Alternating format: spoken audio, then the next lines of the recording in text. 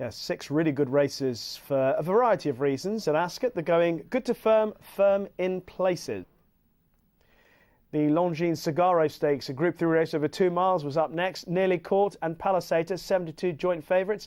And the race also featured the return of St Leger winner Harbour Law. And they're off.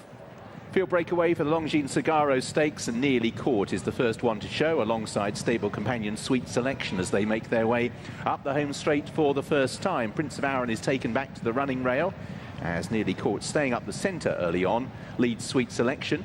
Prince of Arran over onto the far side is in 3rd place, and then just about line abreast the last 4. Battersea on the inside rail with Maleficent Queen reading out. We have Palisader and Harbour Law, who as the bend approaches is just in danger of getting held a little wide, just trying to edge in as Nearly Caught leads Sweet Selection, passing the winning line with a circuit to go.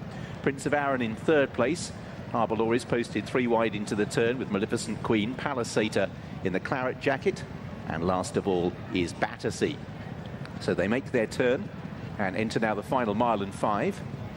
Out in front, Nearly Caught, showing by a length and a half, but at only a sedate pace. Second for Sweet Selection, Prince of Arran is 3/4 of a length away in 3rd, with Harbour Law in 4th. Maleficent Queen a further half length away, with Palisader in 6th, and Battersea is last of the 7 as they now make their way downhill. Steady descent towards Swinley Bottom, currently 1 mile and 3 to travel. And out in front, Nearly Caught, still under restraint by Will Buick. About 3/4 of a length from Sweet Selection in 2nd. Prince of Arran shows in 3rd place as they continue their descent. Harbour Law in the orange colours on the outside of Maleficent Queen, and then Palisader in company with Battersea still held up at the rear of the field. The pace has only been an even one. So far, Nearly Caught, having got to the lead, has just tried to stack them up. And Hughie Morrison holds the aces at the moment tactically, with Sweet Selection, the stable companion, poised outside the leader passively in 2nd place. Racing in 3rd is Prince of Arran as they make the turn at the far end, with Harbour Law in 4th. No change in the play, with Maleficent Queen in 5th, Palisader in the claret jacket in 6th, and Battersea still held up at the rear of the field. So they're making the turn at the far end, reaching the halfway stage of this Longines Sagaro Stakes. And out in front, it's Nearly Caught, who leads by 3/4 of a length from in 2nd, Sweet Selection. Racing in 3rd remains Prince of Arran with Harbour Law, Maleficent Queen, Palisader and Battersea, who'd be about 7 lengths off the pace as they begin the steady climb. And still, with 3/4 of a mile to travel, it is the Hughie Morrison pair, Nearly Caught and Sweet Selection, half a length between them. 3rd for Prince of Arran, Harbour Law in 4th, Maleficent Queen, Palisader and Battersea. As the runners still in the same formation make their way up now with 5 furlongs to travel. Nearly Caught out in front, Sweet Selection in 2nd place. 3rd for Prince of Arran, then Harbour Law. Palisader on the outside of Maleficent Queen, as Nearly Caught just trying to begin to up the tempo here. Sweet Selection being pushed along in 2nd place. Nearly Caught still travels well. Harbour Law on the outside of Prince of Arran. Palisader moving that giant stride into 5th place. Maleficent Queen and Battersea up in trip is still at the rear of the field. Nearly Caught's now making the best of his way home. Sweet Selection in 2nd. Harbour Law and Palisader up the centre. Then Prince of Arran. Battersea still with work to do inside the 2, and it's still Nearly Caught and Sweet Selection. Prince of Arran, Palisader hanging into Harbour Law. It's a Morrison set 2 as they enter the final furlong. Sweet Selection out in front from Nearly Caught. In 3rd place, Prince of Arran is running a righty race, but it's Sweet Selection who took over from in 2nd, Nearly Caught and Prince of Arran, and up towards the line. 3 on the day for Silvestre de Souza. The Longines Sagaro Stakes goes to the mare Sweet Selection, Prince of Arran, Nearly Caught, Maleficent Queen, and then Battersea, who was never involved. First, number 8, Sweet Selection, 15-2. A treble so far for Silvestre de Souza, trained by Hughie Morrison. Second was Prince of Arran at 10-1. Sweet Selection improved markedly last season, going from a mark in the 70s to winning the Cesarewitch at the end of the season, and she's come back perhaps in even better form, winning this Group 3 race here. She was always in a good position under Silvestre de Souza again, and in a slowish run race she was in a good position to strike, seeing off her stable companion Nearly Caught and Prince of Arran. Harbour Law was a little bit below par on this return to action. Hugh Morrison can be delighted with what's just happened in the Sagaro Stakes. Sweet Selection has run and Nearly Caught, his other runner, has also run really well in 3rd place. Were you expecting that from the pair of them? To be honest, no, quite the opposite. Nearly Caught would leave probably Sweet Selection a furlong behind on the gallops, not because he's a fantastic worker, but because she's an extremely moderate worker. And, you know, she's obviously easy to get fit. We probably had them all fit about 3 or 4 weeks ago on the grass, and it's dried out, and we just kept them ticking over on the wood chip all weather, and lo and behold, here we are. We had 2 Group 3s in 3 days. So it's fantastic, isn't it? Has she always been a bad worker? She's never exactly shown off, but that's, you know, that's great. That's the thing about stayers. If they do too much at home, they're not going to stay, are they? You know, they're just going to burn themselves out by the 1.5 miles. And you know, it was a brave decision, I think, to keep her in training. And from today's performance, she's improved yet again, which is, you know, surprising. It's the remarkable thing about her, isn't it? She's improved run to run all last season and again here. Yeah. She had one blip at York, and well, I felt I shouldn't have run her that day anyhow. So, you know, she improved all through the season, and now. And actually, Ryan Moore said when she won at Newbury last year, this will win a Doncaster Cup. And then we ran in the Doncaster Cup and she came 5th, so we can't complain. No, indeed, and maybe you have better luck this time around. Is the plan the Ascot Gold Cup this year? Oh, we have to have a go at that. You know, we know she stays, and there might be more class coming there, but, you know, what a dream to have a filly like that to go to war with for Paul and all the team. You know, have such, you know, it's great having these proper stayers around. You know, we've got a handful of them, and it's difficulty is keeping them apart. Yes, and then you were at one point going to be running 3 of them against each other today. Yeah, Von der Force, who lost his way after running in the Gold Cup 2 years ago, probably because we'd run him 3 times on fast ground. Richard Hughes had never run him on that firm ground again, and we were hoping for one of those showers, which obviously missed here in the last few days. Coming back to this race, when you saw Nearly Caught and Sweet Selection knuckling down, both of them really trying, it was a good duel between the 2 of them for a while. Did you feel that she was going to wear her way past? No, I thought she would fall away and he would go clear. But, you know, he's not a... She obviously loves this ground. She goes on this ground. You know, it's good to firm ground, I think. And she... You know, he'd prefer some juice in the ground. Right. You know, we nearly didn't run him, to be honest. So does that mean that the Ascot Gold Cup is perhaps an unlikely target unless we get the unseasonable weather that we did this time last year at Royal Ascot? Well, it's worth the punt, isn't it? We've had so little rain now. It's going to rain sometime, probably July and August. But we might run him. We'll probably run him before if he's okay. Either at Sandown at the end of the month, or he's in Germany in 10 days' time. But you know, he's a very tough horse. We ran him quite quickly last year and got away with it. So you know, he might have a day out in Hopper Garden. Very nice, and he too improved massively last season. Yeah, and you know, I think we really worked him out. You know, he needs probably a flat course right-handed, so he loves Deauville. He's probably a £7 better horse at Deauville than he is anywhere else. Chantilly likes, but you run downhill quite a lot there. And you know, he's run another grand race here, like he did here Champions Day last year. And what's the mare's next race? What's her route to Ascot in June? I hadn't really thought about it before, but I'd be quite, you know, we've got her fit enough to run well here today. So, you know, a lot of races to run in throughout the year, so we might just wait for that race. You know, what's the point of going for a Group 3 with a penalty with a filly? You know, last year we carefully tried not to run her more than once every 4 or 5 weeks. And what is it, 7 weeks? I think we can wait for that. It certainly seemed to suit that spacing out last season. And how about Von der Force then? It's obviously rain permitting that we'll see him next. Have you got a backup plan for him? No, there isn't. You know, he's in the Chester Cup, but I think we probably, after discussing it, decided that's not his course. So he might go to the Sandown at the end of the month, or we could go to France. There's a Group 2 at Chantilly, which Marmella might go for. But he's also in the Yorkshire Cup, so it's fun. You've got some great stayers, haven't you? Do you feel you've got Von der Force back? Certainly in the right direction. Okay. Yeah, you know, he has to prove it on the race course. He's a happier horse, he's looking better. He just got terribly depressed after getting jarred up and then being gelded. He just lost the plot, really. Okay. Well, let's hope he does come back to some form for you. Many congratulations. A great start to both of these stayers' seasons. Well done. Great, thank you very much. The Merriebelle Stable Pavillion Stakes, a Group 3 race for the 3-year-olds over 6 furlongs. Up next, and Blue Point, the 13-8 favourite for Charlie Appleby, William Buick and Godolphin. Complete the line for the Merriebelle Stable Pavillion Stakes, 6 furlongs for 3-year-olds.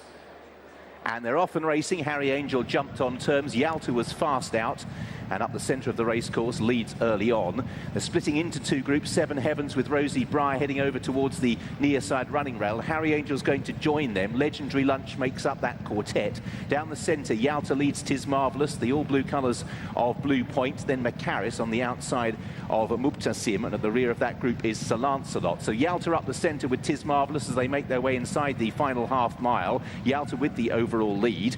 Seven Heavens leads the near side group in company with Rosie Breyer as they head towards another and are going to merge just after halfway. So it's Yalta from Blue Point and Macaris improving towards the far left-hand side. Seven Heavens Pink Cap, then Harry Angel, Tis Marvellous, Rosie Breyer being ridden. So Yalta still has the advantage passing the two. Tis Marvellous, then Harry Angel. Blue Point is trying to improve over on the far side, still held together by Will Buick, and now Blue Point is asked to surge to the front. Blue Point with Harry Angel, Tis Marvellous and Yalta as they head inside the last. It's Blue Point who leads by a length or so from Harry Angel, who's trying hard but at the moment isn't good enough, and Blue Point will make a triumphant return and win comfortably. Blue Point beat Harry Angel. Mubtasim ran on well for third. Tis Marvellous and Yalta were the next two home.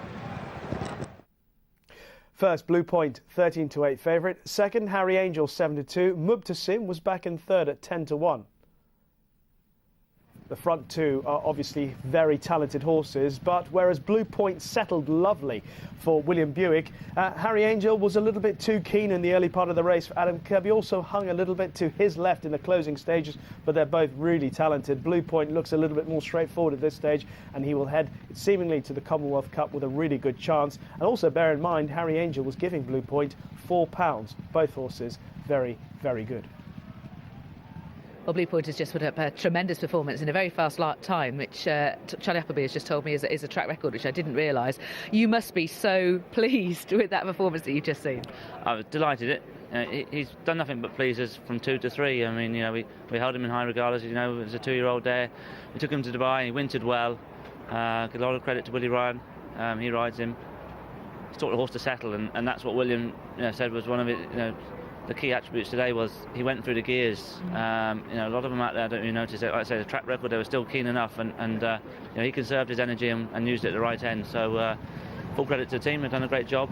Guys at home, and like I say, more importantly Willie. So delighted, and hopefully now we'll head straight to the Commonwealth.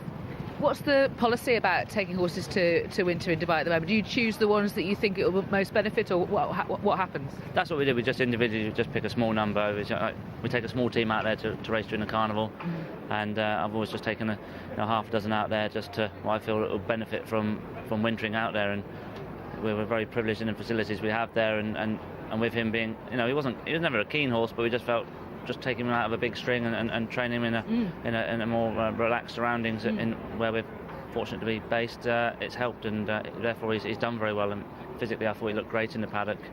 He's strengthened, and that's what you noticed throughout the winter. He was just strengthening throughout his shoulders into his neck there, and he's built like a sprinter. Yeah, he looks like a proper sprinter, doesn't he? That's right, yeah. And the reason we ran him in the Dewhurst there last year was to sort of just find out really, and he didn't disgrace himself there either. He travelled well into the Dewhurst, and we did the petrol grade just ran out, but at least that put it to bed, and we were going into the winter confident that we knew what we were doing in respects to sprinting was his game, and we would treat him like a sprinter and train him as a sprinter. And like I say, all you could do is see him when we stood him up there, and I don't forget His Highness and John Ferguson came round. We had a look at the horses there during the winter, and going into end of January into February there, he was just a bull of a horse that stood up in the box there. So we were confident we were going in the right direction. And you mentioned that work that's been done behind the scenes on getting him to settle. You could see that immediately after when he exited the gates, because he had a horse come straight across him. He had to be reined back, and he could have fought that, and he didn't at all. No, that's right. I mean, Willie sat on him. Willie Buick sat on him there the other day, and his work, I haven't got anything quick enough to lead him at home, to be honest with you. So it is, I'm confident this horse will come forward for this run as well, because we've never got any real solid work in. He's got good work into him, but he's never really been asked to extend. But Willie said from halfway, he said, it was a different horse to last year. He said it travelled so keenly into the race, and he said you have that immediate acceleration. He said halfway today, he said I was just thought it's a different horse to I'm sat on as a 2-year-old, but in a good way, yes. Like I say, because he's just doing it all the right way round. And it's the plan to go straight to the Commonwealth Cup. What's your thinking? It is now, yeah. I mean, beforehand Sandy Lane was going to be our original target, because, like I say, we hadn't let him just quietly come along during the winter. when we got back here, and he came off the plane in such good order, and he's a very clean-winded horse that the ground conditions, we didn't expect him to be as fast as this, but we just thought, well, sometimes up at Haydock there we might meet easier ground, which for our first run of the season, prep to Ascot, might not suit us. So Yes. we felt we'd come here and, as they say, a CD behind our name, and that's what he's done. So we'll go straight to the Commonwealth. And it's great now, I know it's pretty much bedded in, but having this definitive path that you can take with 3-year-old sprinters where you don't have to try and see whether you can stretch them out to classic horses, you actually have a target for them. That must be so helpful in terms of, defining a horse's career. Oh, it's fantastic. I mean, had that not been there, this horse would have probably come back and we'd have gone to one of the trials and, potentially messed around with him in asking him to do stuff that's out of his comfort zone. Now, I don't see this horse. This horse could probably get 7 in time, but at the moment, a lot of people ask that. But we stick to what we're good at. He's quick and he does it very well. So yeah, we stick to the sprinting game, and hopefully, if we need to, we can step up in time. Okay, very exciting performance. It couldn't have started better. Well done. Thanks very much, Lydia. Thanks. The 420 was the Rundle's Paradise Stakes, a listed race over the straight mile, and Enard was the 2-1 favourite to give Silvestre de Sousa a 4th win on the day, this time for trainer Roger Varian. 7 runners are loaded away, sent on their way. Algaith jumped in the air and Firmament jumped awkwardly, but the riders retained the partnership. At this stage, Mutahara is staying up the centre of the racecourse and almost beckoning the others over as Kaspersky leads a wave of 3 that are made up of Tabarak and Mondialiste. And we have 3 distinct races at the moment, with Algaith giving a lead to Enard in the yellow colours and Firmament in the green and white. So through the first couple of furlongs, Algaith on the extreme right with Enard and Firmament. Up the centre of the racecourse, Mutahara appears narrowly in front of Kaspersky, with Tabarek tracking Kaspersky up the middle, and then Mondialiste. So gradually the groups are edging towards each other, but right up there on the right-hand side, Algaith and Mutahara are the 2 that are cutting out the running early on. Kaspersky is in 3rd place in the noseband, yellow colours of Enard in 4th, as the groups just about come together now, with the exception of Mutahara. Tabarak comes next at a Firmament and Mondialiste, the O'Mara pair held up at the rear of the field. Up the centre of the racecourse, the lead is with Mutahara, narrowly from Algaith in the pink cap, between the pair Kaspersky in the noseband, then Enard in the yellow colours. Tabarak improves. Mondialiste is also making ground to the left-hand side, as now the race develops with 2 furlongs to travel. Algaith with Kaspersky between the pair, striped cap of Tabarak. Enard up the near side. Firmament is staying on in this near side group. Mondialiste has work to do. Furlong and a half to go. Tabarak with Enard. It's pulled out now for a crack at them is Firmament up the centre. Algaith can't go on. It's Tabarak narrowly from Enard on the run up towards the line. Tabarak by about a neck from Enard and Firmament. Tabarak driven out is going to prevail. Tabarak home in front by a neck or so from Enard in 2nd. Firmament in 3rd, tight for 4th between Algaith and Kaspersky. First, number 7, Tabarak at 72 for Jim Crowley, Richard Hannon and Hamdan Al Maktoum. 2nd, Enard, the 2-1 favourite. Really brave performance from Tabarak, clearly stepping up in trip and no barrier to this horse showing his absolute best form, and he fought off Enard, who had every chance on the outside. Enard has run really well. He was giving weight to Tabarak, but this opens up options for Tabarak for the future. Enard, perhaps a step up in trip, might see him in a better light. Disappointment of the race, perhaps it was Mondialiste who didn't really show his best.